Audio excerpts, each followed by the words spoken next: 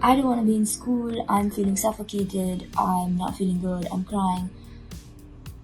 I can't tell my parents this or tell my friends this because they're gonna ask me why.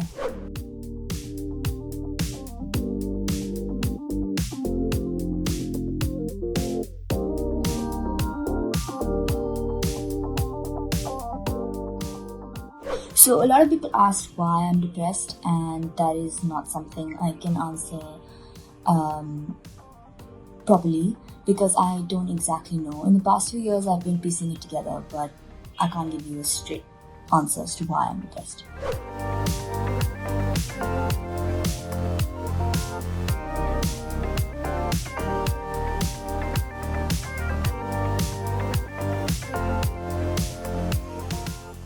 Between the time when my behavior started to change and the time that I asked for help was about 3.5 years.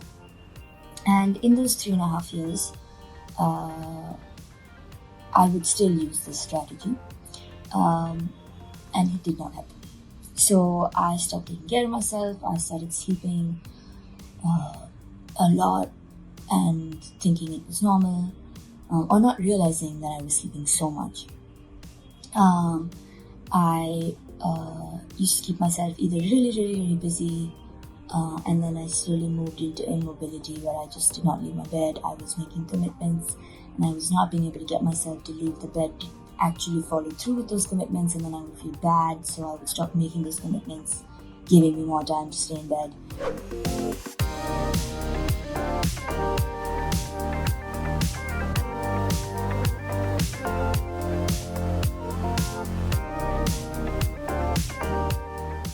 And it would just randomly happen in class. I'd start having tears and then I would feel like I was going to break down and howl, but I didn't want to because I were in class and we were discussing something completely not sad.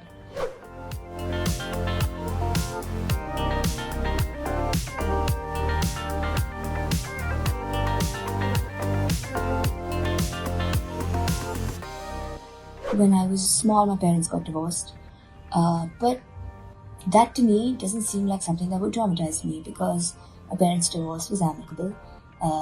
They are friends. The whole family is still friends. We're not a broken family by any means.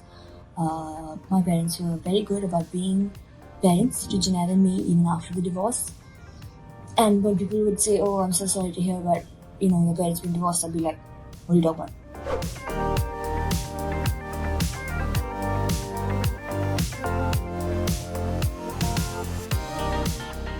When I was 6, I got tuberculosis, and now, I've watched my dad's episode on Satyam Vijayate, and I know that you can get TB, and then strains of TB that are incurable, and you have to cut your lungs out, and it's all horrible. But I had TB outside my lungs, and I had regular TB, and I went to the hospital for 4 days, and got to bunk school, and watch TV all day. So for me, it was not such a big deal. It didn't scar me so much. So, I got lucky. Pretty easily dealt with that.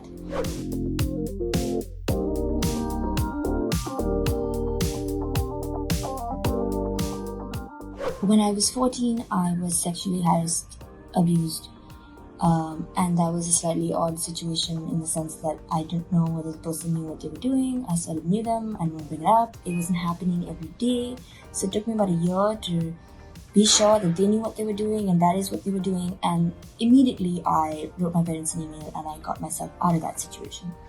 And once I was out of that situation, I didn't feel so bad anymore. I wasn't scared. I felt like this is not happening to me anymore and it's over.